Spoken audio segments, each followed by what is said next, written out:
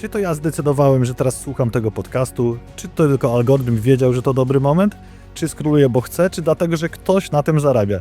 Czy naprawdę jestem sobą? Czy tylko dobrze wytronowaną cyfrową pacjentką? Kim się staję, kiedy nie ma mnie w zasięgu internetu? W tym odcinku rozmawiamy o wolnej woli, czy to jeszcze w ogóle ludzka rzeczywistość, a może wolna wola zawsze była mitem, technologii, która podejmuje decyzje za nas, filozofii jako narzędziu odzyskiwania podmiotowości. W sumie zadajemy sobie pytanie, kto dziś tak naprawdę trzyma ster naszych działań. Z tej strony Johnny Runner lub Jan Wyspiański. Ty wybierz, obywatel, filozof, wykładowca z zamiłowania, gracz z wyboru. A ja nazywam się Bartosz Kuźniarz i jestem filozofem. W poprzednim odcinku rozmawialiśmy o tym, jak nie zgłupieć w erze scrollowania i po części dziś rozmawiamy na ten temat, a nawet spojrzymy na wolność z zupełnie innej strony. Rozwiniemy to o wiele dalej. Zapraszamy Was do refleksji razem z nami. A teraz umówimy się, że przeprowadzamy razem eksperyment myślowy. Przez 40-50 minut udawajmy, że mamy wybór, więcej. a może więcej, i że słuchamy tego podcastu, ponieważ sami tego chcieliśmy. Wolna wola. O co w ogóle chodzi, Bartku? Zacznijmy od początku. Czy filozofia klasyczna mówi o wolnej woli i czy można to jakoś odnieść do dzisiejszego świata? No, obawiam się, że to jest temat rzeka. Oczywiście filozofia klasyczna, przy czym mówiąc klasyczna mamy na myśli starożytnych Greków, mówi nam bardzo mądre rzeczy o wolnej woli. Chociaż paradoks tutaj polega na tym, że Grecy słowa oznaczającego wolną wolę nie mieli. Ja nie jestem tutaj specjalistą, ale wierzę Hannah Arendt, która twierdzi, że takim najbliższym przybliżeniem tego, co my nazywamy wolną wolą, u Greków było słowo proairesis, wymyślone zresztą przez Arystotelesa. I wspominam o tym nie przez przypadek, bo wydaje mi się, że w tym słowie zawarta jest naprawdę bardzo ważna intuicja dotycząca tego, jak działa wolna wola, ponieważ Grecy sądzili, że proairesis to jest właściwie selekcja z takiej puli wstępnie zdefiniowanych możliwości. Czyli my nie wybieramy w takim jakimś bardzo mocnym sensie od zera, tylko selekcjonujemy to, co jest już wstępnie sformatowane, co świat nam podsuwa. Ale czy to oznacza, że Grecy byli deterministami? Bo determinizm to jest chyba kluczowe pojęcie, kiedy mówimy o wolnej woli dziś. No tak, ale to zależy, jak rozumiesz determinizm. Jak ty rozumiesz? Determinizm rozumiem tak, że spoglądając na to z takiej mojej mikroskali, że życie jest jako zapisana gruba księga i my tylko przechodzimy przez te rozdziały już zapisanego losu, który nam się wydarza. No dobra, w filozofii to jest trochę bardziej techniczne. Determinizm filozofii to jest twierdzenie, że obecne stany świata z całą pewnością wynikają z jakichś stanów poprzednich. Nie z pewnym prawdopodobieństwem, tylko z całą pewnością. No i to jest już stwierdzenie bardzo mocne, czyli tak, to jesteśmy zdeterminowani przez geny, przez jakieś stany fizjologiczne naszego organizmu. To jest naprawdę bardzo mocne stanowisko filozoficzne. Ja go generalnie nie kupuję w odniesieniu do człowieka. No ale na szczęście filozofia, jak to filozofia, ma coś dla każdego, także filozofowie też mają pogląd dotyczący wolnej woli, który polega na tym, że mają ciasteczko i jedzą to ciasteczko i to się nazywa kompatybilizm, czyli stanowisko mówiące, że my mamy wolną wolę, ale jednocześnie świat jest deterministyczny właściwie. Jedno i drugie. I to jest dosyć trudno wyjaśnić. Jest wiele rodzajów tego kompatybilizmu. Ja mam zawsze kłopoty z jasnym wyjaśnieniem tego, ale pomyślałem, idąc tutaj do ciebie, pomyślałem, że przeczytam ci pewne zdanie. Ono pochodzi z tekstu Johna StuartaIlla i spróbujemy je wspólnie zinterpretować. Znaczy powiesz mi, czy je rozumiesz, a jeżeli je rozumiesz, to w jaki sposób. Bardzo proszę. Brzmi ono tak. Nasza wewnętrzna świadomość mówi nam, że posiadamy tę władzę, czyli wolną wolę, choć całe zewnętrzne doświadczenie ludzkiej rasy mówi, że nie czynimy z niej użytku. Co to znaczy? To jest właśnie troszeczkę, moim zdaniem, ucieczka od wolności, gdzie dziś na pewno zastanawiamy się wspólnie tutaj, jak z tego korzystamy, świadomie bądź nie. Ponieważ jeżeli mamy wolność wyboru, to czy świadomie nie jesteśmy czasami zmęczeni tą ogromną ilością wyborów i celowo nie wybieramy? Tak bym Johna Stuarta Milla mógł zrozumieć dziś. Mhm. Czy może wyborem jest niewybieranie i pytanie w kontekście tego, o czym dzisiaj rozmawiamy, na ile świadomym, na ile własnym? No dobra, jednak ja trochę inaczej myślałem, że co innego powiesz. Wydaje mi się, że można go rozumieć, no właśnie można go rozumieć deterministycznie. To znaczy, że to jakiś taki zgryźliwy angielski gentleman, który nie chce powiedzieć tak zupełnie wprost, ale właściwie to mówi nam, że ta cała wolna wola to jest iluzja, to jest samo oszustwo, bo wewnętrznie wydaje nam się coś, ale w gruncie rzeczy nie ma to żadnego wpływu na zewnętrzny świat. W związku z tym możemy spokojnie dojść do wniosku, że to jest jakiś taki parametr w naszym życiu pomijalny, czyli To ja bym tutaj się wtrącił. Co powiedziałbyś na takie właśnie trochę spiskowe stwierdzenie odnośnie tego, co z tego wynika, że determinizm to dziś nie jest tylko jedna z koncepcji filozoficznych, ale prosta konsekwencja działania w naszym życiu tych big techów, które to kontrolują, śledzą, wyliczają i gdzie wtedy są te wybory. wiesz, ja mógłbym odpowiedzieć na to takim one-linerem, że to jest trochę twierdzenie może histeryczne, ale to nie znaczy, że ono nie jest całkowicie nieprawdziwe. Ale mimo wszystko, słuchaj, wróciłbym, żeby to się nam układało Okay. być może w jakąś w miarę konsekwentną całość. Zobaczymy. Wróciłbym do tego poprzedniego wątku, to znaczy tego Milla można przeczytać deterministycznie, czyli wolna wola to jest iluzja, to jest taki powidok czegoś, co się tak czy owak dzieje. Mnie się to kojarzy na przykład z socjobiologią. Wspomniałeś tam socjobiologię ostatnim razem, kiedy rozmawialiśmy. I socjobiologia coś bardzo podobnego twierdzi na temat miłości. Miłość to jest tylko taki powidok kalkulacji dokonywanych przez nasze samolubne geny, które starają się powielić w maksymalnej możliwej liczbie egzemplarzy. I na tej samej zasadzie wolna wola to jest powidok pewnych bodźców, które spływają w naszym kierunku ze świata. My na nie reagujemy, bo taki jest świat, ale później wytwarzamy sobie w głowach taką atrakcyjną chmurkę złudzeń, bo ona nam po prostu pozwala zachować poczucie jakiejś sprawczości. Ale to jest iluzja, nie? Więc to jest to deterministyczne czytanie. Czyli można powiedzieć, że miłość taka ta romantyczna, ta opisywana, ta taka wzniosła, to jest deterministyczna nakładka na i tak już wcześniej przewidziany scenariusz dążący do prokreacji. To znaczy nie, ten scenariusz jest deterministyczny, a sama miłość to jest właśnie ta piękna iluzja. Okay. To pamiętam nawet zdanie z książki Stevena Pinkera, filozofa kognitywisty, który właśnie w tym kontekście mówi, że jeżeli ktoś lubi jeść parówki, to nie powinien wiedzieć, jak parówka została zrobiona. Czyli jeżeli ktoś lubi miłość, stan zakochania, to nie powinien wiedzieć, że w gruncie rzeczy chodzi tam o te cyniczne kalkulacje dokonywane przez nasze samolubne geny. No ja się z tym do końca nie zgadzam, ale to jest wydaje mi się jednak temat na zupełnie inną rozmowę. Ale wracam jeszcze z uporem maniaka do tego Milla, tak? Bo można go przeczytać kompatybilistycznie i jako filozof czuję się w obowiązku po prostu przedstawić to stanowisko. Opowiedz nam o tym. Tak.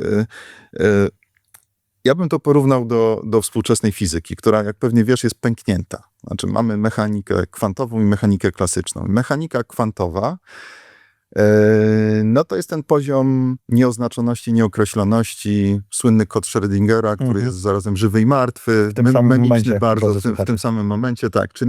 Czyli to byłby odpowiednik, ten poziom kwantowy to jest odpowiednik wolnej woli. Czyli tutaj to jest, ta rzeczywistość jest jeszcze płynna, jest niedookreślona. Natomiast jak przechodzimy wyżej, ona nam się zaczyna stabilizować, tak? I to jest to przejście w kierunku mechaniki klasycznej, newtonowskiej, tej, której uczymy dzieci w szkole, żeby im tam za bardzo nie mieszać w głowach, to oczywiście o tym poziomie kwantowym za wiele się nie mówi. I na tym poziomie mechaniki klasycznej te stany kwantowe się uśredniają i dzięki temu możemy formułować prawa fizyki. Ja bym powiedział, że to jest, ja widzę tutaj bezpośrednią analogię, czyli kompatybilizm mówi coś takiego. Wolna wola jest płynna, jest niedookreślona na tym mikropoziomie, ale w momencie, kiedy idziemy wyżej, ona się zaczyna uśredniać w postaci pewnych praw. No, dzięki temu możemy formułować prawa socjologiczne, ekonomiczne i one działają, one są deterministyczne. mogą nam posłużyć do prognozowania pewnych zjawisk. No czyli wilk syty, owca cała. Mamy ciasteczko, jemy ciasteczko, mamy wolną wolę, a jednocześnie świat jest deterministyczny. Chociaż to nie jest pogląd zdroworozsądkowy. Tutaj jest pewne pęknięcie między tymi dwoma poziomami. Ale cały czas to pęknięcie jest w fizyce, ponieważ te kwanty, kwanty światła obserwowalne zachowują się raz tak, raz inaczej. Jeżeli są nieobserwowalne, to przelatują przez bramkę jak fala, a jak obserwowane, to przelatują inaczej, więc to mi przywiodło na myśl takie pytanie, czy taki kwant nie ma jakiejś woli, zgodnie z tym, co mówisz, i stąd ten rozłam w fizyce, bo dlaczego zachowuje się raz jak tak? Czy jest to tak zdeterminowane, że musi się tak zachowywać, jeżeli A, jest obserwator, B, jego nie ma? No tak, on się stabilizuje w momencie obserwacji. Tak. Natomiast musiałbyś zapytać fizyka, jakąś osobę z Wydziału Fizyki tutaj zaprosić. Ja niestety nie jestem w stanie tego wszystkiego dokładnie wyjaśnić, natomiast wiem, że istnieją takie kwantowe próby interpretacji wolnej woli, ale też się na tym dobrze nie znam, więc ja to po prostu jako pewną analogię tutaj przedstawiłem. No to bardzo ciekawa myśl, bo to troszeczkę rozdziela ten determinizm na tą taką skalę małą, wewnętrzną, teraźniejszą, do skali większej, która już jest wtedy... Nie, odwrotnie. To znaczy determinizm jest w skali makro właśnie. No tak. A na poziomie mikrokwantowym mamy rzeczywiście albo złudzenie, albo rzeczywistą wolną wolę. Natomiast o ile wiem, właśnie cała współczesna fizyka, albo jakąś taką jedną z największych ambicji współczesnej fizyki, jest teoria wszystkiego, w tym sensie, że byłaby to teoria łącząca ze sobą te dwa poziomy, bez tego właśnie jakiegoś takiego skoku, którego się dokonuje. Ale skoro nie ma odpowiedzi, dlatego rozłam i jak wiemy w fizyce, to rozjeżdża się gdzieś tam coraz bardziej w pewnym sensie.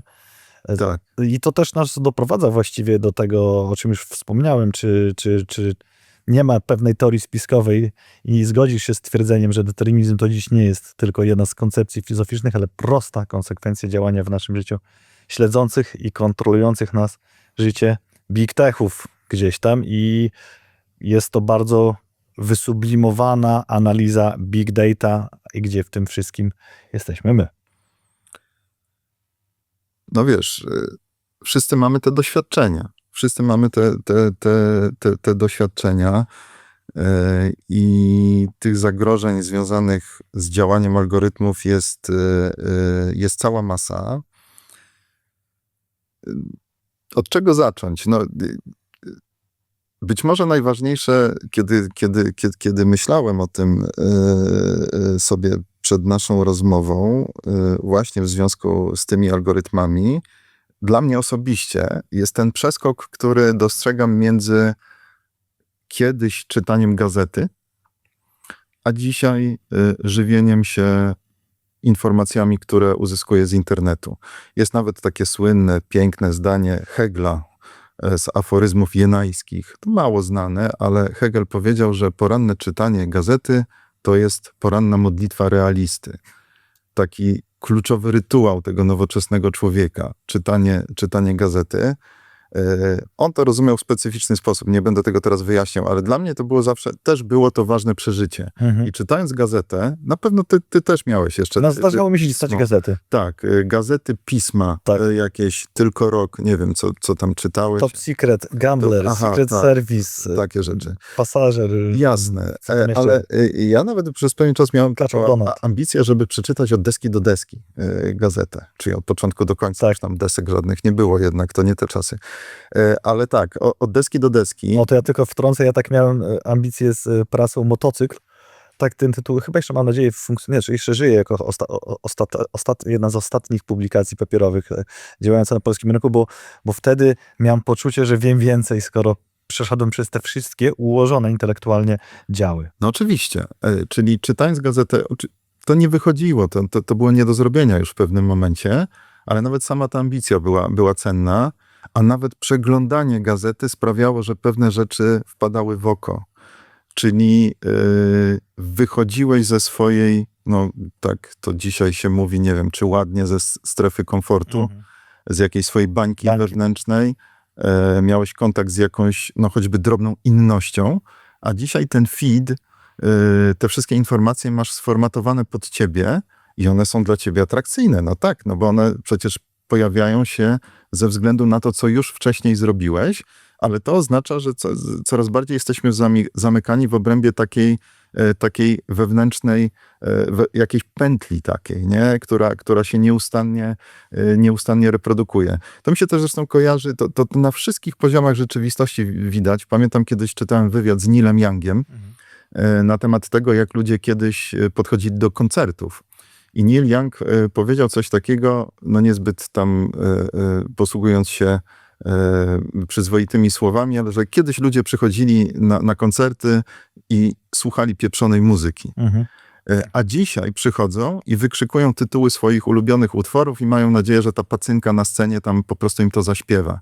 Czyli my już to uwewnętrzniliśmy, tak? Że my mamy dostawać to dokładnie, co chcemy, a kiedyś jednak ten model takiego rozbijania tych utartych przyzwyczajeń poprzez czytanie gazety, poprzez różne inne rzeczy był znacznie częstszy. Ja bym tutaj tylko wrzucił coś, co jest troszeczkę poza dyskusją, to rozwiniemy na pewno w innym odcinku, ale jeszcze potrzeba na koncercie nie doświadczania, a nagrywania tego, co jest, kiedy to jest moment najwłaściwszy do doświadczania i ten las rąk podniesionych telefonów, które przez czarne lusterko smartfona spoglądają na koncert, a nie swoje własne oczy.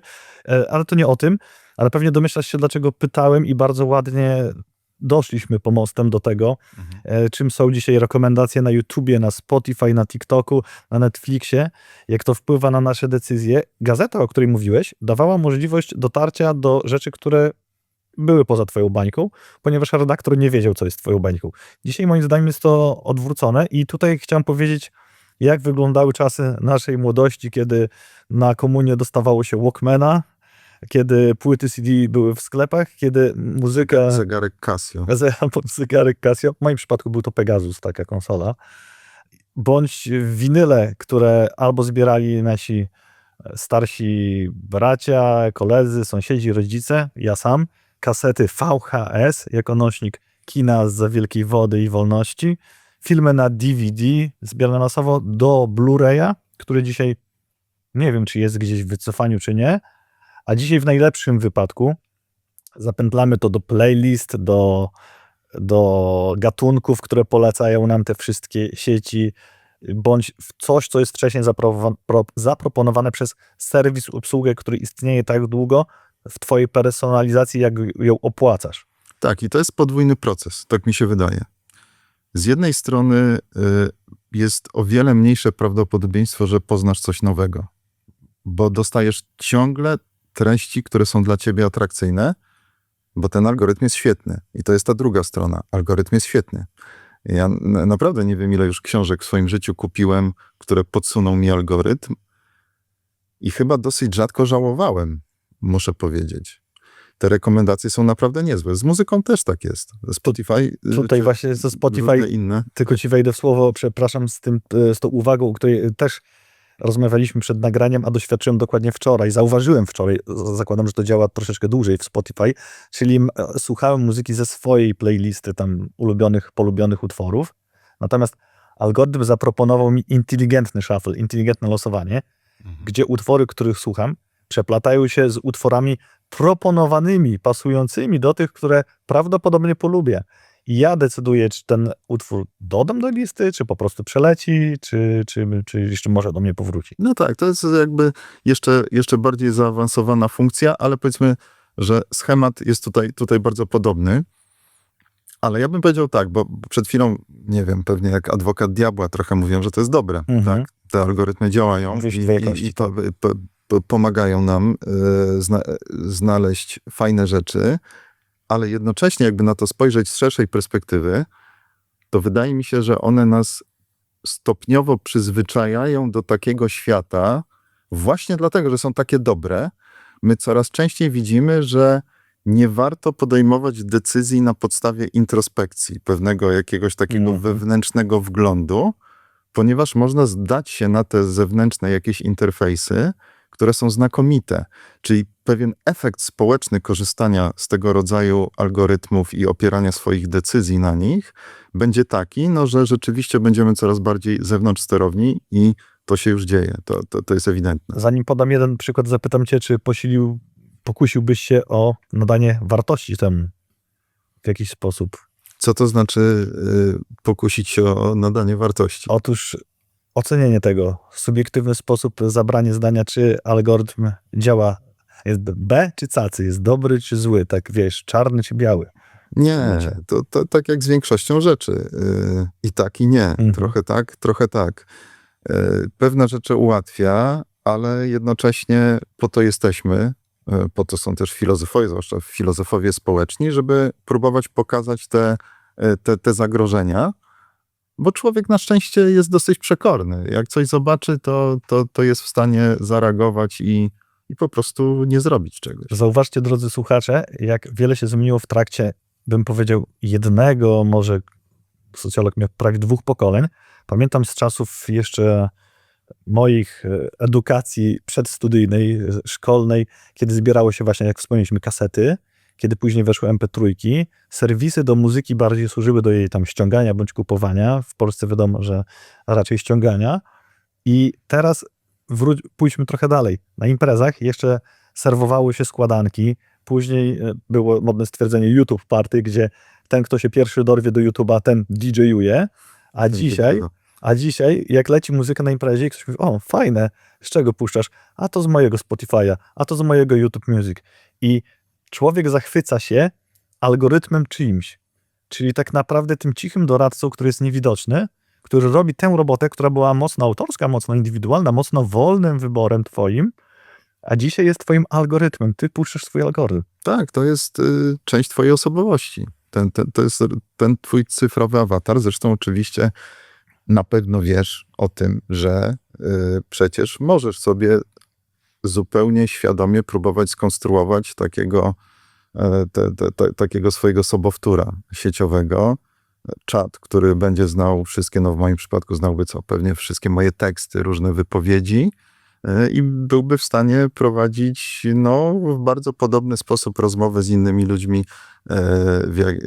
w jaki ja to robię. Musiałby być sumą twoich dzieł, twoich napisanych książek. Tak, twojego to jest możliwe. To jest możliwe, to jest jak najbardziej wykonane. Zawartość całego swojego dysku możesz udostępnić.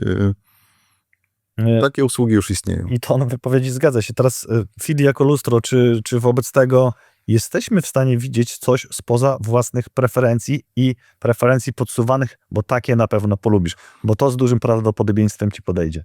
No oczywiście jesteśmy, ale jednocześnie jest to coraz trudniejsze. Ja to na własny użytek nazywam jakimś złudzeniem obiektywizmu, które wywołuje internet i ze studentami to czasami ćwiczymy na zajęciach, ponieważ proszę ich o wygooglanie pewnego hasła. I później porównujemy swoje wyniki. One są, co prawda, one są bardzo podobne, ale jednak troszeczkę inne bardzo często. Czyli te kolejne linki, które się wyświetlają, w przypadku kolejnych osób wyglądają troszeczkę inaczej.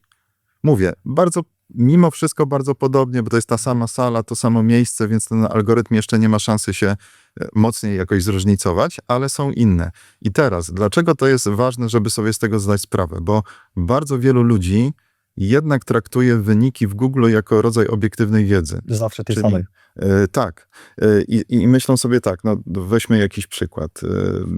Załóżmy, ktoś odwiedzał wcześniej jakieś antyimigranckie strony albo jakieś szurskie strony, tak, o teoriach spiskowych. Później ja każę takiej osobie przygotować referat dotyczący jakiegoś pojęcia. Ta osoba ten referat przygotowuje, wygłasza, no i wykładowca się czepia, bo mówi, że to jest tendencyjne. A przecież ja to przygotowałem na podstawie obiektywnych wyników w Google. Tylko że te obiektywne wyniki, one powstały, rzecz jasna, na podstawie śladu cyfrowego zostawionego przez tę osobę, czyli właściwie te obiektywne wyniki, w cudzysłowie obiektywne, one są rozpisanymi na linki uprzedzeniami tego człowieka, każdego z nas. Tylko to działa taką bardzo, ale niewidoczną bańką. Dopóki nie wiemy, że to jest złudzenie obiektywizmu, a nie obiektywizm, no to my w to idziemy. A zresztą teraz, zwróć uwagę, to jest oczywiście jeszcze mocniejsze, To jest w ogóle nowe zjawisko, Przy bo, AI. tak, bo przy sztucznej inteligencji my nawet nie dostajemy już linków, tylko dostajemy na górze wyszukiwania ten taki potoczysty opis, odpowiedź na pytanie. To zresztą rodzi problemy takie dla twórców internetu, czy w ogóle ludzie będą mieli motywację, żeby tworzyć kolejne treści, skoro one już nie będą pokazywane w postaci linków, czyli no nikt nie trafi na moją stronę, tylko ten algorytm streści to, co już się na niej znajduje. To po co ja mam to robić, bo nic z tego nie będę miał, więc ten model biznesowy się będzie musiał zupełnie zmienić zapewne. Tak, to na pewno do sztucznej inteligencji powrócimy w szerszym kontekście. A adwocem tego, co powiedziałeś, też problem jest inny, że sztuczna inteligencja często te treści pobiera z tych stron, a przez rok intensywnych prac tych AI-ek one pobierają też od siebie i to jeszcze bardziej potrafi oddzielać od treści oryginalnej, więc Tak, to jest... ta treść jest wtedy odpowiednio gorsza, no bo to jest takie kanibalizowanie się, Tak. czyli średni wynik na podstawie średniego wyniku. Otóż to i jeszcze jak po drodze zostanie coś dodane albo coś dohalucynowane, to może być to jeszcze inaczej wykrzywienie uśrednione, więc czy jeżeli nie widzimy nic spoza własnych preferencji, możemy się też zastanowić, czy taka personalizacja nie sprowadza nas bezpośrednio w objęcia pułapki. Czy to nie staje się taką zamkniętą pułapką tego, że to, co powiedziałeś, ciężej jest zobaczyć własne rzeczy. Ja bym jeszcze tutaj dodał jedną sprawę, jeżeli chodzi o AI, że ona może ci nawet w tym samym wątku zupełnie inaczej odpowiedzieć na te same pytanie i tu jest pewna rzecz, którą może nie przewidujemy, że ona może myśleć, że ty chcesz lepszej odpowiedzi, więc ułoży ją inaczej i zrobi inną treść, co też sprowadza nas do pytania o pułapkę personalizacji, pułapkę bańki. No tak, ale to jest to złudzenie obiektywizmu, które, tak jak mówię, sztuczna inteligencja wzmacnia, dlatego, że już nawet znika ten element takiej syntezy, której musieliśmy wcześniej dokonywać my, czyli różne informacje, to my w naszych głowach składaliśmy w całość, natomiast tutaj to już dostajemy w postaci gotowca, czyli ten nasz umysł jest jeszcze bardziej rozleniwiony i to złudzenie obiektywizmu jest jeszcze mocniejsze, bo to jest podane w postaci takiej naprawdę przystępnej, zwięzłej, to brzmi dobrze, to jest często nieźle napisane, no więc o wiele łatwiej w to wpaść. W takim razie, czy korzystając z internetu jesteśmy jego użytkownikami, czy może raczej jest tak, że ktoś się nami wówczas posługuje i tutaj ten ktoś jest bardzo szeroką personą? Spisek. Na przykład. Spisek, nie, ale śmieję się. Natomiast tak, to bardzo często te takie dwuznaczności tutaj się pojawiają. Akurat przyszło mi teraz do głowy pojęcie, którym część teoretyków internetu się posługuje. To jest taka zbitka dwóch angielskich słów, producenta, producentki i użytkownika, użytkowniczki. I to zresztą to od razu odsyła do innego ważnego pojęcia, modnego teraz, bo pojawiło się niedawno polskie tłumaczenie książki Janisa Varoufakisa, Technofeudalizm. Nie wiem, czy słyszałeś o tym? Słyszałem, ale treść głęboko to mi profesor Kuźniarz opowie. Aha. Opowie, spróbuję w każdym razie. Varoufakis, zresztą to był kiedyś minister finansów Grecji. Varoufakis twierdzi, że my już nawet w kapitalizmie nie żyjemy, tylko wróciliśmy do takich czasów sprzed rewolucji francuskiej, do feudalizmu, na tyle, że oczywiście ten feudalizm jest dzisiaj technologicznie zapośredniczony, jest cyfrowy. I analogia jest piękna. Koncepcja jest piękna, bo Varoufakis mówi tak, no kiedyś w czasach feudalnych najważniejszym środkiem produkcji była fizyczna przestrzeń, czyli ziemia. Właściciel ziemski, landlord, posiadał tę przestrzeń, którą jakoś tam ludziom udostępniał, chłopom, tak, oni tę ziemię uprawiali, oczywiście dostawali mniej więcej tyle, żeby móc się utrzymać, a cały zysk ewentualny generowany przez tę przestrzeń fizyczną, no był cedowany, był przekazywany właścicielom ziemskim, feudałom. No a dzisiaj mamy technofeudałów, którzy nie mają przestrzeni fizycznej, tylko wirtualną, którą nam udostępniają, którą my uprawiamy, oddajemy im właściwie całe zyski, które są generowane dzięki uprawie tej przestrzeni, a jeszcze największa perwersja być może tego mechanizmu polega na tym, że my jesteśmy producentami i użytkownikami jednocześnie, czyli że my generujemy tę wartość dodaną w naszym czasie wolnym. Najlepszym przykładem jest nasz podcast, gdzie w ramach filozofii i kognitywistyki Uniwersytetu w Białymstoku to robimy, ale jednak w naszym czasie wolnym i to my produkujemy tę treść oraz sam YouTube, gdzie przejął rolę współczesnej telewizji, bo tak jak wiecie, nadajemy na YouTube, na Spotify, staramy się docierać szeroko, ale to użytkownicy tego są nie odpowiedzialni za całą produkcję, czyli my od A do Z. Tak. Natomiast benefity potencjalne zawsze będzie czerpała platforma, ale to użytkownik, ten uprawiający ziemię internetu, ponosi odpowiedzialność, bo jeżeli jest sukces, to się cieszymy, mamy z tego jakiś benefit od materialnych poprzez niematerialne, czyli tak, my się cieszymy, że nasza myśl, nasza tutaj dialektyka gdzieś dociera, a przy okazji jak byłyby hiperodtworzenia, to i zyski, natomiast tak samo ponosimy odpowiedzialność, bo jeżeli to spadnie, to my wtedy, o kurczę, no jednak doświadczamy tego, że ktoś nas nie słucha i nam spadają te zyski, a platforma zawsze zyskuje, jak kasyno, Oczywiście. jak Fedora. Oczywiście. Mogłeś tego nie mówić, ale tak, co jest moją motywacją? To jest dobre pytanie tutaj. Teraz muszę sobie to pytanie zadać. No tak, oczywiście inteligentna rozmowa z tobą. Oczywiście jakaś widzialność Wydziału Filozofii i Kognitywistyki, którego jestem pracownikiem. Ale tak, to jest ta moja motywacja, to jest to paliwo, które zasila tę platformę, tak? którą my później tworzymy właściwie, bo warto sobie z tego zdać sprawę. To zresztą jest inne podobne pojęcie, kapitalizm platform, czyli kapitalizm dzisiaj posługuje się właśnie tymi platformami, które są udostępniane tym producers, użytkownikom i producentom, dzierżawione, ale to oni tworzą ten realny content, to oni to wypełniają treścią. I teraz myślę jeszcze o jednym wątku i właściwie jak o tym myślę, to włos mi się jeży na głowie, nie wiem czy ze strachu, czy ze wściekłości, ale pomyśl o mojej pracy akademickiej, czy nie tylko mojej, rzecz jasna. My jako akademicy jesteśmy opłacani przez państwo polskie, żeby tworzyć pewne treści. Tak? Oczywiście my uczymy, jesteśmy dydaktykami, ale druga nóżka nasza to jest ta nóżka badawcza, publikacyjna. Czyli państwo polskie płaci za to, żebym publikował pewne treści, żeby to docierało do ludzi. Ale co ja z tymi treściami następnie robię? Piszę artykuł, który za darmo, jeszcze prosząc o to, udostępniam korporacjom publikacyjnym, które zarządzają pismami naukowymi bardzo często. Czyli moja praca, za którą zapłaciło państwo polskie, jest przekazywana tym międzynarodowym korporacjom, które następnie czerpią z tego zyski, ponieważ państwo polskie wtórnie musi zapłacić za dostęp do tych platform, do tych pism, do baz danych różnych, które są zarządzane przez prywatne korporacje. No to jest rozwój w biały dzień, to jest postkolonializm, ale my w takim świecie funkcjonujemy. I to jest właśnie kapitalizm platform blisko technofeudalizmu. Jota w jotę to samo, toczka w toczkę, jak działa to z naszym podcastem. My to robimy, staramy się to robić w ramach Uniwersytetu w Białymstoku. Jednak to robimy. Trafia to do YouTube'a, a YouTube, jeżeli będzie z tego sukces, czerpie benefity, a użytkownik, który nas wybierze, też, żeby mieć komfort skorzystania, to powinien mieć opłacone którekolwiek premium.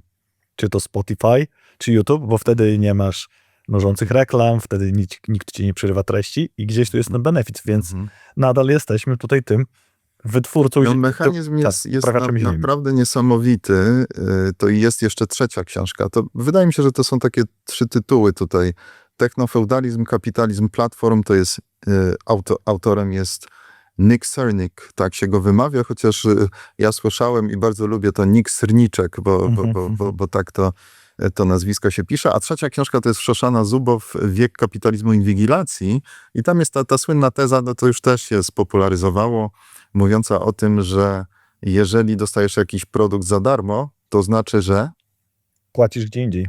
Że ty jesteś produktem, tak, że ty jesteś tym produktem i rzeczywiście te mechanizmy one nie są jeszcze dobrze opisane, o tym trzeba rozmawiać, ale na przykład zdałem sobie sprawę z tego w pewnym momencie, że korzystam z pewnego programu do robienia notatek, w których mam już tak wiele swoich ważnych rzeczy, ważnych dokumentów że gdyby teraz ta firma powiedziała, że podwyższamy miesięczny abonament 5-krotnie, ja nie miałbym wyjścia.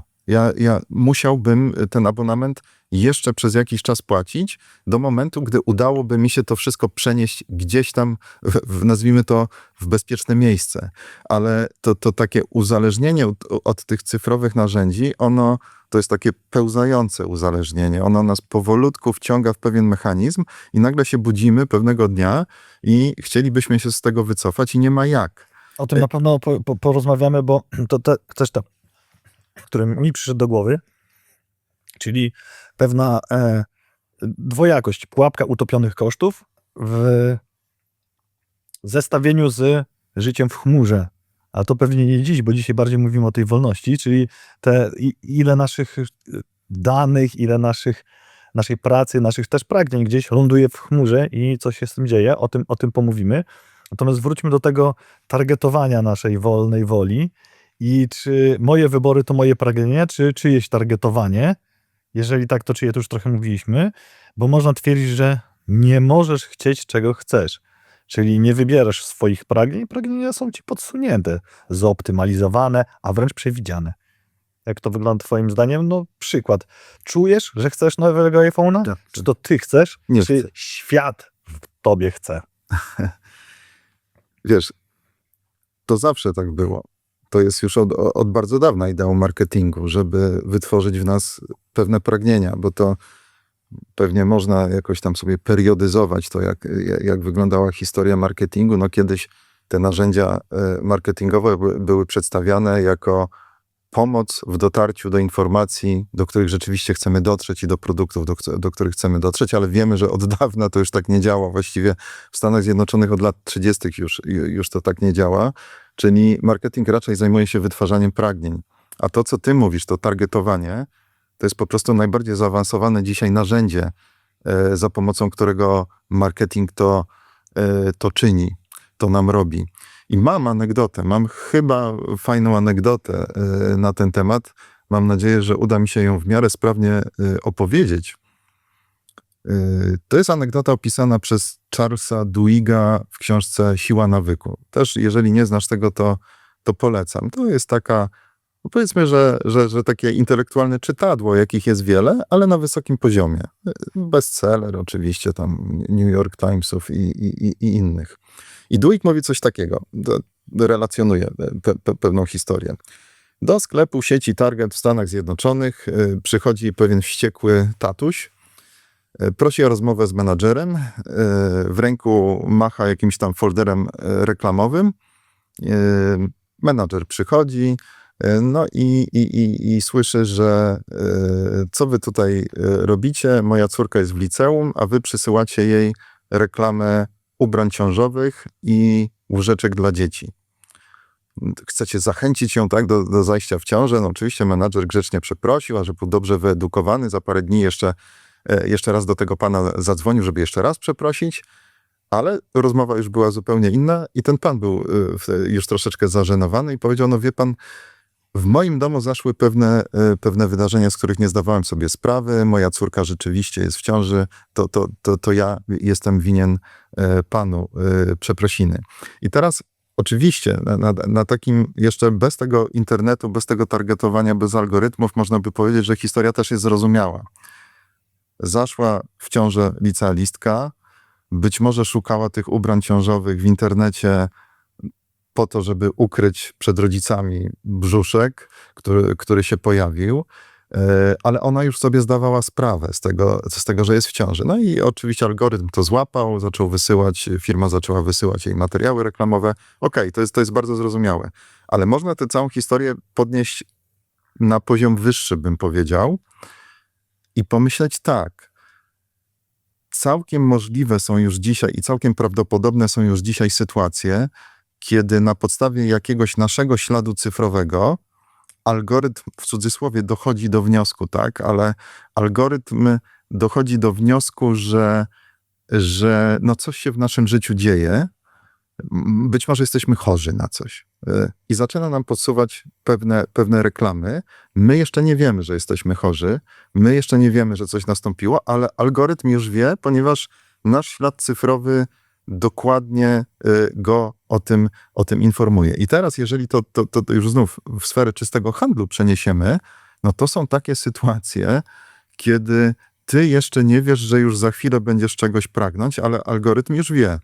I niestety, Janku, Amazon, uśmiechasz się, ale to jest właściwie straszne, co teraz mówię. To jest, zanim dokończysz, to ci powiem, co mi przyszło do głowy, że to tak jakby algorytm już wiedział, że determinizm jest faktem, a my jeszcze byśmy się łudzili, że nie. No coś w tym stylu. Coś w tym stylu. Ale Amazon z tego korzysta.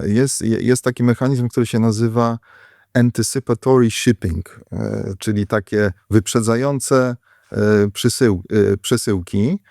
To jeszcze działa na poziomie magazynów, czyli na podstawie aktywności klientów w pewnym regionie Amazon wysyła do magazynów znajdujących się w tym regionie towary, które z największym prawdopodobieństwem będą za chwilę kliknięte przez konsumentów. I na pewno to zauważyłeś. Jeżeli korzystasz z Amazona, to mogłeś to zauważyć, że pewne towary, jest tam od razu informacja, że dostaniesz na drugi dzień, tak, a niektóre za 3-4 dni. Czyli te, które na drugi dzień, możesz się spodziewać, że one po prostu zostały wychwycone przez algorytm jako popularne w tym regionie. No, pewnie to jest duże prawdopodobieństwo, że ludzie to akurat wybierają w tym, a nie innym miejscu. Kiedy przygotowałem się, bardzo zainteresowała mnie pewna rzecz, eksperyment. To będzie jeszcze powrót do wysokiego C, filozoficznego albo kognitywistycznego, a mianowicie Libeta, poświęćmy temu minutkę. Aktywacja mózgu przed świadomością, czyli przed decyzją, bo badano falę EEG i reakcja przed podjęciem, znaczy inaczej, chęć podjęcia decyzji pojawiała się 550 milisekund przed ruchem, czyli przed deklaracją podjęcia decyzji, która była 200 milisekund przed faktycznym ruchem. I to pokazywało, że jakby to jest oczywiście 300 milisekund różnicy, ale w to, kiedy badany deklarował, że ta chęć się pojawiła, to ta chęć była już przed nim. I co mówi o tym nauka dziś i jak to wygląda, jakbyśmy tu jeszcze mi to gdzieś poświecić i rozwinąć ten temat, bo mam wrażenie, że... Dobra, czyli wychodzimy z Amazonów, z kapitalizmów i wracamy trochę na grunt naukowy bardziej. Rzeczywiście eksperyment Libeta narobił hałasu, chociaż z opóźnieniem, co też wydaje mi się znaczące. Może do tego zaraz wrócę, ale nie wiem, czy ta twoja rekonstrukcja poprawna, bo ja znam ten eksperyment, ale nie wiem, czy ona będzie zrozumiała, ponieważ w takim tempie to przedstawiłeś. Jak to wyglądało? Siedzi sobie człowiek i dostaje polecenie od eksperymentatora, że ma w pewnym momencie po prostu unieść rękę, zgiąć ją w nadgarstku.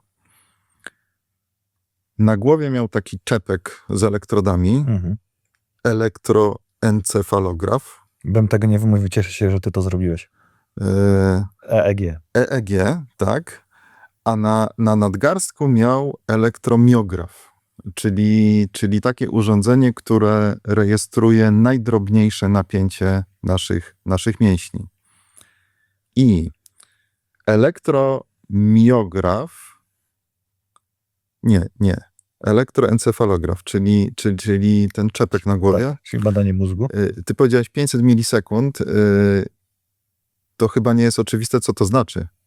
Nie chcę cię odpytywać, co to jest jednostek, ale... 550 milisekund versus 200 milisekund, więc jest to dobrze, naprawdę niezauważalna. A właśnie nie. Tak?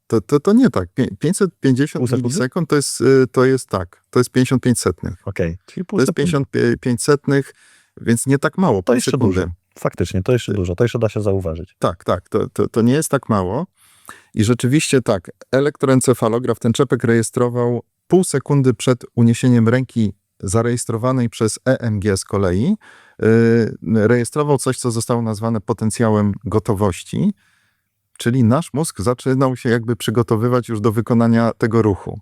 Ale ten dodatkowy parametr, najważniejszy w tym eksperymencie, polegał na tym, że na ekranie telewizora była widoczna tarcza zegara i tam się poruszała taka czerwona kropka naokoło tej tarczy. Człowiek, który miał podnieść tę rękę, miał powiedzieć, w którym miejscu znajdowała się kropka, ta czerwona kropka, kiedy on uświadamiał sobie pragnienie podniesienia tej ręki w tym momencie. I okazywało się, że on sobie to uświadamiał, tak jak powiedziałeś, 0,3 sekundy po tym, jak elektroencefalograf rejestrował ten potencjał gotowości. Czyli jest 0,3 sekundy, w zasadzie 35 setnych dokładnie, odstępu między czymś, co nasz mózg już wie, no takie wnioski można wyciągnąć, a naszą świadomą rejestracją tego faktu. Czyli jeżeli pójść za tym eksperymentem do końca, no to z niego oczywiście wynika tyle, że my jesteśmy programowalnymi automatami, czyli nasze mózgi pewne reakcje mają programowane, później my je wykonujemy, a nasza świadomość, no to jest tylko tak jak wcześniej powiedzieliśmy, ten powidok, ta wtórna jakaś taka nakładka, która niczego już nie zmienia. Czyli można dojść do wniosku, że wolna wola to tylko ładna historia, którą opowiadamy sobie po fakcie, tylko czasami jesteśmy jak automaty, czy nie, zbadane i jeżeli Liber robił ten eksperyment, czy też był zaprogramowany, żeby go zrobić. Wiesz, na szczęście ten eksperyment był wiele razy krytykowany. Do mnie taka najprostsza krytyka już przemawia filozofa Daniela Dennetta, wybitnego, wspaniałego, no zmarł rok temu. Zresztą warto powiedzieć, łatwo będzie zapamiętać Daniel Dennett, choćby dlatego jest godny zapamiętania, że poruszał się na co dzień żółtym Volkswagenem Garbusem Cabrio. Ale on to skrytykował na takim poziomie metodologicznym, najprostszym możliwym. To znaczy, on powiedział tak, że co prawda, że ten odstęp, o którym mówimy, to zmierzyły maszyny, natomiast ta świadomość intencji, ona była raportowana przez człowieka, czyli musiał nastąpić pewien proces, w którym ja kojarzyłem tę swoją wewnętrzną świadomość intencji z tym zewnętrznym obiektem w postaci tej czerwonej kropki, no i to już zajmuje czas, prawda? To jest pewien wysiłek, który musi nastąpić. No i w tej interpretacji ten właśnie wysiłek wewnętrzny odpowiada w sumie za ten odstęp tutaj. Czyli jedna rzecz jest mierzona maszynowo, czyli tak super precyzyjnie, a druga no, włącza ten czynnik ludzki. Czyli da się obalić eksperyment już w metodzie i założeniach. Da się, tak. On jeszcze z innych powodów był krytykowany, ale tak jak mówię, wydaje mi się, że tutaj nawet to już wystarczy, ale z drugiej strony, no właśnie, ja powiedziałem wcześniej, że wydaje mi się znaczące, że ten eksperyment zaczął chodzić w literaturze dosyć późno, bo to jest eksperyment z 1983 roku. Starość. Nie sprawdziłem tego, spodziewałem się, że był bardziej aktualny. No widzisz, a on stał się popularny naprawdę tak w latach zerowych, latach 10. mam wrażenie. Tak, obstawiam. Czyli późno, ale wydaje mi się, że jako filozof społeczny pewnie takiej odpowiedzi bym udzielił, że to jest właśnie dlatego, że zmienił się duch czasu. To znaczy, że zaistniało zapotrzebowanie na tego rodzaju opowieści. To znaczy ludzie dzisiaj lubią słyszeć, że są automatami, ale to wynika z tego, że rzeczywiście zapewne czują w swoim życiu obecność tych różnych mechanizmów, między innymi tych wszystkich kapitalistycznych, trików, które sprawiają, że no my rzeczywiście trochę zaczynamy funkcjonować jak takie synapsy jakieś energetyczne, które przetwarzają wybory, które dokonują się gdzieś indziej. Jak powiedziałeś synapsy energetyczne, to wiesz, do czego bym się zapewne Wiem, ale nie mów tego. Tak, ale to nie dziś nie odnosimy się. Natomiast to mnie przywołuje przed usta termin zmęczenie decyzyjne, o którym już dzisiaj wspomnieliśmy. To też warto dodać, bo ta cała algorytmizacja naszych wyborów i propozycje, które pełzają nam przed oczami non-stop, też powoduje, że to zmęczenie daje ulgę temu zmęczeniu, bo możemy sobie wybierać. I też doprowadza mnie to do tej myśli, którą chciałbym to spiąć, bo z jednej strony mówiliśmy o big techach i skali makro, a z drugiej strony mówiliśmy o tej skali mikrodecyzyjności właśnie eksperymentu Libeta. A co powiesz na myśl Schopenhauera, możesz robić co chcesz, ale nie możesz chcieć czego chcesz, która jest właściwie parafrazą myśli Schopenhauera przez Einsteina, więc drodzy słuchacze, zawsze sprawdzajcie, co wam silikonowa inteligencja podpowiada. Przypomnę, możesz robić co chcesz, ale nie możesz chcieć czego chcesz. Trudne pytanie.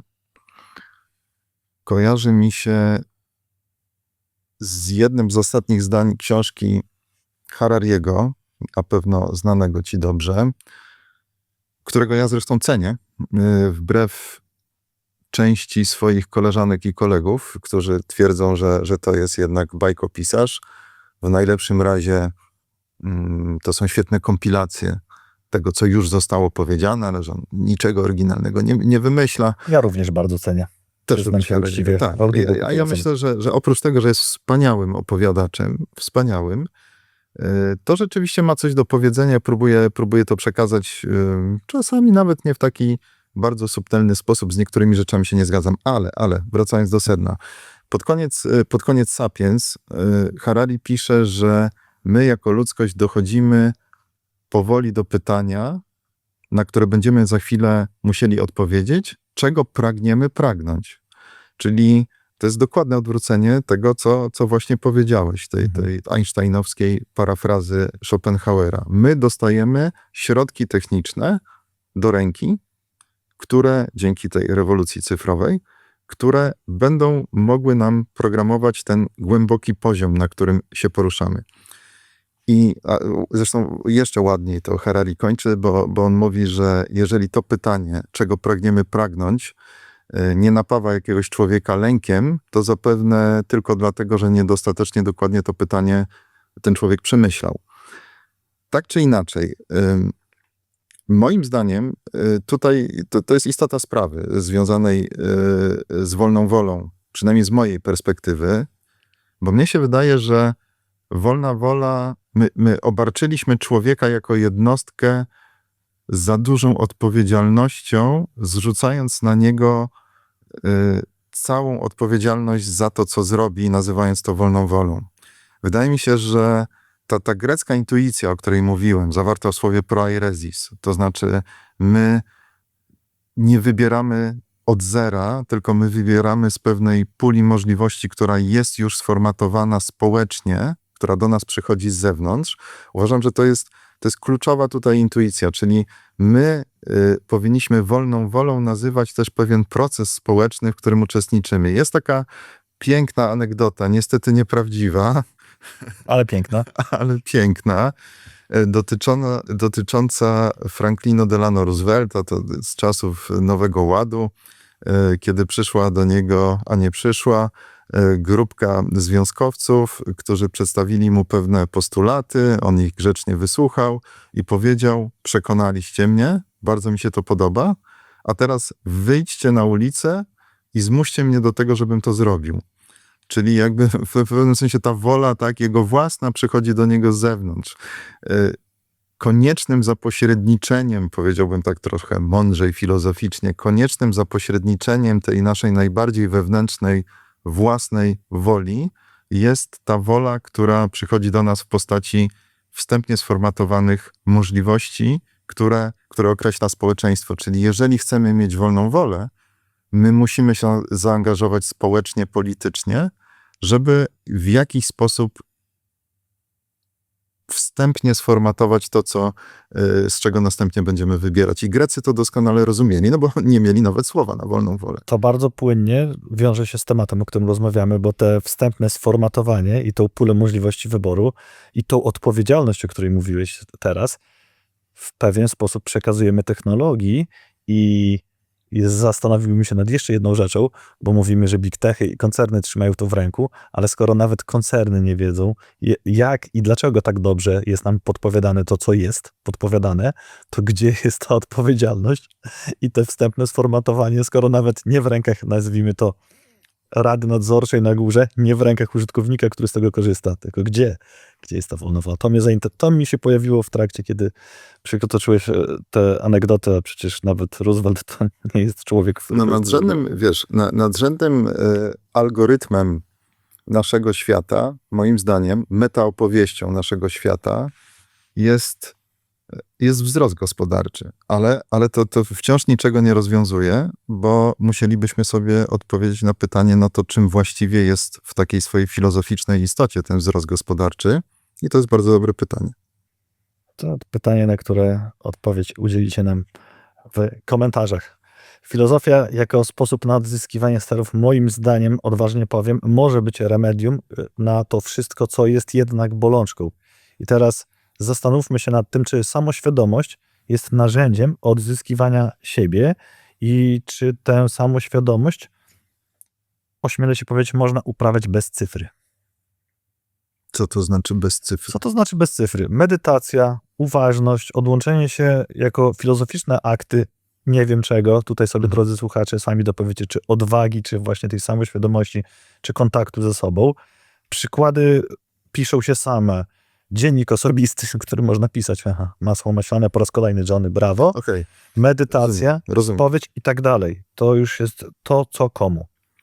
Wiesz, ja jestem filozofem społecznym, a nie filozofem religii, więc z mojego punktu widzenia jednak musimy rozpocząć od zdiagnozowania sytuacji społecznej, w której się znajdujemy. Lubię zresztą zdanie takiego filozofa, który się nazywał Herbert Marcuse, który powiedział, że w dziedzinie teorii społecznej rozpoznanie faktów jest już ich krytyką. Czyli wystarczy, że zobaczysz, w czym uczestniczysz i to zaczyna automatycznie pełnić funkcję takiej zachęty do rebelii jakiejś. Ale my tacy jesteśmy. To znaczy zauważ, że gdyby ktoś ci powiedział, że za każdym razem jak wychodzisz na parking uniwersytecki, to oglądasz się przez lewe ramię. Ty tego byś nie wiedział, no ale przychodzi teoretyk, tak, który opisuje twoje życie z zewnątrz i po prostu ci to potrafi uświadomić. Co byś zrobił? Zastanowiłbym się, czy to nie jest samo spełniające się proroctwo. Później za każdym razem, kiedy bym weryfikował bądź falsyfikował moje oglądanie się przez lewe ramię, wychodząc. No ale nie miałbyś takiego impulsu, żeby tego nie zrobić? W sensie, żeby to filozofia wtedy byłaby praktyką pewnego oporu. Nie, no oczywiście, to znaczy ja uważam, że właśnie to uświadomienie sobie pewnych rzeczy, diagnoza pewnych rzeczy jest już ich krytyką, bo ona automatycznie zachęca do tego, żeby zachować się przekornie. Tak jak już powiedziałem wcześniej, ludzie są przekorni na szczęście. Więc wydaje mi się, że powinniśmy zacząć od tego rozpoznania faktów. I niestety nie wystarczy ten poziom jednostki, bo ty mówiłeś te przykłady, którymi się posłużyłeś. Moim zdaniem to są wszystko przykłady takich, tego co Foucault nazywał jakimiś technikami, technologiami siebie, nie? Tak. Czyli no właśnie, medytacje, tak, jakieś zabiegi takie psychoreligijne. Okej, ale dziennik pisany samemu do siebie, samemu takie raportowanie w formie na przykład stoickiego pamiętnika, czy w formie potocznie rozumianego pamiętnika, takiego notującego fakty, to nie jest forma analogowego narzędzia, które mogłoby, to chyba nawet Nikon stosował i polecał. To już coś, I to jest, wiesz, coś, ale znów ja jestem chyba nieprzypadkowo filozofem społecznym, ponieważ nie jestem w stanie nigdy abstrahować od tego poziomu społecznego. Ja uważam, że ta dzisiejsza maniera przerzucania odpowiedzialności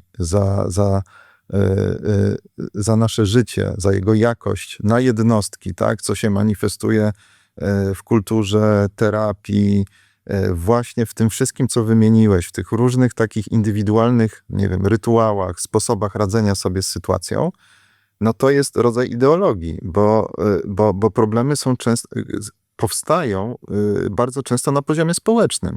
I my powinniśmy próbować zadbać o ten poziom społeczny, o poziom struktury.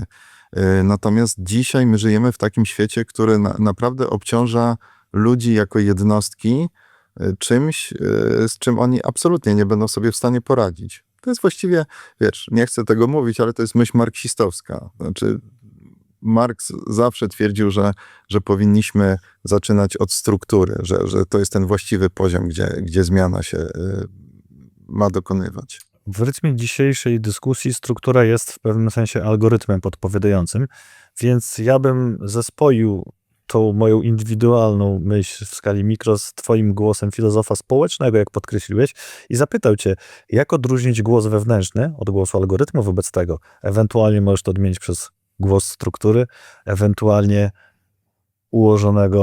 ułożonej myśli społecznej, ale jednak bym powiedział do głosu algorytmu.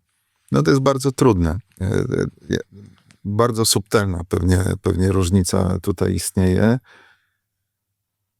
Hannah Arendt, którą wspomniałem na początku i w tej książce, którą wspomniałem na początku, czy do której się odnosiłem, w książce zatytułowanej Wola, komentując Kanta, ona pisze o 2 sposobach wstawania z krzesła. Bo możesz albo z takiej, no ja siedzę na rodzaju sofy tutaj, ty masz fotelik i moglibyśmy stąd podnieść się na takiej zasadzie, że kończymy podcast, wstaję, no i to jest jakby ciąg pewnej, dalszy ciąg pewnej serii czynności, która już się pojawiła w moim życiu. I to byłby ten pierwszy sposób podnoszenia się z krzesła czy z sofy. Natomiast drugi sposób polegałby na tym, że ja sobie tutaj siedzę i myślę sobie, no właściwie mogę wstać, ale mogę nie wstać. Byś tu siedział do następnego podcastu. Będę tu siedział na przykład. Czyli ta moja decyzja o wstaniu z tej sofy, ona powstaje w tym właśnie miejscu. Czyli i to jest ja bym powiedział, że to jest ta świadoma, autentyczna wola, decyzja. Natomiast najczęściej nasze życie jednak się toczy w trybie tych automatyzmów i serii. Większość działań w naszym życiu to jest kontynuacja pewnych serii, które powstają wcześniej, ale ja jestem absolutnie przekonany, to jest rodzaj wiary filozoficznej, że istnieje coś takiego jak wolna wola, która się zaczyna właśnie w tym punkcie, w którym ja jestem. Znów od czasu do czasu ze studentami bawimy się na zajęciach w pseudomedytację. To znaczy proszę ich, żeby zamknęli oczy i próbowali przez 3 minuty nie myśleć o niczym. Na pewno próbowałeś kiedyś? Oczywiście, że tak, ale jak pan profesor nie myśleć o niczym, to myślał, żeby nie myśleć o niczym i myślał, że pan Heuerzy na przykład. No ale dobrze, ale Jak jeżeli wyszło? dostajesz zadanie nie myślenia o niczym. Nie jest to rzecz, którą trzeba wyćwiczyć, żeby nie da się. Moim zdaniem, to jeszcze od czasów liceum twierdziłem, że nie jest możliwe myślenie o niczym. No dobrze, jest to z całą pewnością bardzo trudne. Jest bardzo trudne, dlatego że gdybyśmy to teraz zrobili, oczywiście nie zrobimy tego, bo podcasty czy radio nie znoszą ciszy. Niestety medium ma swoje wymagania. Tak byłoby ciekawe. Ale gdybyśmy to zrobili tak... Możecie zrobić to sami. Oczywiście, można teraz zatrzymać i próbować przez parę minut nie myśleć o niczym. To może zaproponuję, szybko ci wejdę w słowo. Jeżeli ktoś ma chęć, niech w tym momencie zapauzuje, sprawdzi, co będzie, jak postara się nie myśleć przez 3 minuty o niczym, czyli te pytanie, które ty mi zadałeś, Bartku.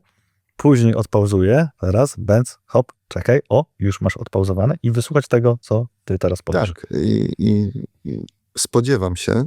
spodziewam się, że to będzie trochę tak, jeżeli ktoś rzeczywiście to zrobi, że no, jest to zadanie prawie niemożliwe, ponieważ ciągle coś nas będzie rozpraszać. Pojawi się jakiś bodziec, jakiś dźwięk, do którego za chwilę się przyczepi nasza myśl i pójdzie za tym bodźcem. I to świadczy o tym, że rzeczywiście nasze życie toczy się najczęściej tym prawem serii. To znaczy większość procesów w naszych głowach to jest ta kontynuacja tego, co już się gdzieś wydarza. No bo jest, prawda, świat, który produkuje pewne bodźce, my na nie reagujemy, no i to się staje naszym życiem. Ale istnieje przecież medytacja, jeżeli ona jest zaawansowana, dochodzimy do takiego poziomu, kiedy rzeczywiście pojawia się rodzaj pustki. I to jest pytanie, co się wtedy zaczyna rodzić w tej pustce, co się zjawia. I to, co się rodzi w pustce, no to jest ta wolna wola i to jest ten poziom jak najbardziej autentyczny.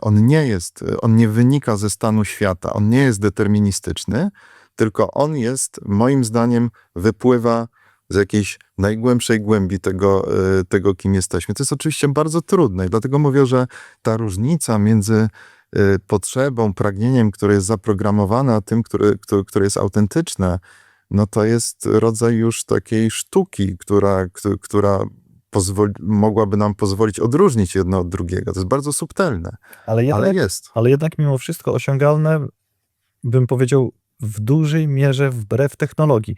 Bo nawet jeżeli będziesz uczył się medytacji z YouTube'em czy z apką śledzącą twoje postępy, to ośmielę się postawić pieniądze na to, że jednak jakąkolwiek walutę uważności, na to, że jest to osiągalne dopiero wtedy, kiedy robisz to całkowicie sam ze sobą. Tak. Warunkiem jest cisza, samotność, milczenie. Klasyczne, takie egzystencjalne terminy filozoficzne. To jest stare pytanie. Kiedyś zadawaliśmy pytanie, czy można telewizję skrytykować w telewizji. Czy można się z uzależnienia od apek wyleczyć za pomocą apki? Nie sądzę. Myślę, że to wymaga rzeczywiście odłączenia. I to mnie doprowadza bardzo pięknie do pewnego cytatu końcowego. Najbardziej wyrafinowaną formą zniewolenia jest taka, której nie zauważasz. Ależ oczywiście.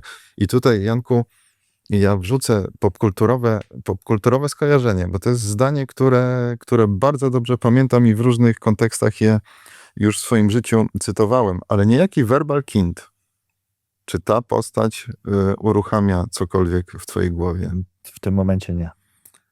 Bohater filmu Podejrzani, angielski tytuł The Usual Suspects. Usual Suspects. I Verbal A jest, Kint Jezu. wypowiada takie, Kevin Spacey, wypowiada zupełnie demonicznie, naprawdę brzmiące zdanie, zwłaszcza kiedy on to mówi. Najlepszy trik diabła polega na przekonaniu świata, że nigdy nie istniał. Czyli my jesteśmy najbardziej bezbronni wtedy, kiedy nie widzimy, że jakaś manipulacja się dokonuje, ale też możemy powiedzieć, no to trochę nasza wina. My jesteśmy najbardziej podatni na zło, kiedy jesteśmy bezmyślni, bo zło jest wtedy w tym takim trybie przezroczystym pracuje. Bardzo dobre. Szczególnie kiedy nie odwracamy uwagę albo kiedy nie w jakiś sposób nie kontestujemy tego. Ale bardzo polecam tę scenę. Ona jest oczywiście w różnych tam mediach serwowana. Jak się to zobaczy, tego się nie da już odzobaczyć. Jest w tym naprawdę coś z takiego poziomu jakiegoś religijno-metafizycznego. Niesamowicie zagrana scena. Zachęcamy do sprawdzenia osobiście, natomiast przechodzimy do naszego kolejnego stałego elementu, który chcemy wam serwować, czyli czerwona pigułka Johnego. I w tym tygodniu będzie to hasło filozoficzne Esprit d'escalier. Francuskiej myśli. No tak, niestety bardzo mi bliskie, Janku, muszę ci powiedzieć. Roboczo to by można przetłumaczyć jako duch klatki schodowej. To niedokładnie to znaczy, bo ten esprit w tym to jest jakiś dowcip, taka jakaś ciekawostka, tak? Ale chodzi o co? Chodzi o to, że bierzemy udział w jakiejś dyskusji i ta dyskusja się kończy. Wychodzimy ze studia, wychodzimy z sali zajęciowej, no i wszystkie cięte riposty, doskonałe kwestie przychodzą nam niestety do głowy dopiero na klatce schodowej. Ja na tę chorobę cierpię, nie mam refleksu niestety w różnych dyskusjach. No i to jest duch klatki schodowej. Też to zobrazuję takim przykładem, kiedy opowiadamy sobie dowcipy w towarzystwie kiedyś, szczególnie to działało, ale teraz też się pojawiały takie sytuacje i pierwszy dowcip, wszyscy się śmieją, jeden kolega milczy, w ogóle go to nie rozbawiło. Drugi dowcip ktoś opowiada, wszyscy się śmieją, ten sam kolega milczy. Trzeci dowcip ktoś opowiada jest kompletnie nietrafiony, więc no reakcja odbiorców jest zerowa, a ten trzeci kolega się śmieje, bo esprit d'escalier, dotarł do niego pierwszy dowcip i właśnie po tym pytaniu w ten sposób się dowiadywaliśmy. Okej, niestety to może też oznaczać, że najlepszy podcast zrobilibyśmy po wyjściu z tego miejsca, w którym się znajdujemy i po przejściu na klatkę schodową, ale być może jest to jakiś pomysł. Jest to pomysł na eksperyment, kiedyś wam tak nagramy, ale na razie robimy jak trzeba, a później będziemy robili jeszcze bardziej jak trzeba. Bardzo się cieszymy, że mogliście nas wysłuchać. Mam nadzieję, że taką samą radość wzbudziliśmy w was podczas tego podcastu. Zapraszamy serdecznie do obserwowania, do subskrybowania na mediach, które lubicie i uważacie, ale przede wszystkim do komentowania, co myślicie na ten temat, do odnoszenia się do tego, o czym z Bartkiem dziś rozmawialiśmy, do kontestacji, zgadzania się bądź nie, bo to będzie dla nas największa nagroda, jeżeli w jakiś sposób zareagujecie i jak przekażecie tę nagraną myśl komuś dalej, żeby też mógł nad tym się zastanowić. Co powiemy w następnym odcinku i na czym się pochylimy, będzie to niespodzianką. Dzisiaj nie będziemy tego zdradzać. Zachęcamy do przekonania się osobiście. I tyle od nas. Wszystkiego dobrego. Do usłyszenia. Do zobaczenia. Cześć. Cześć.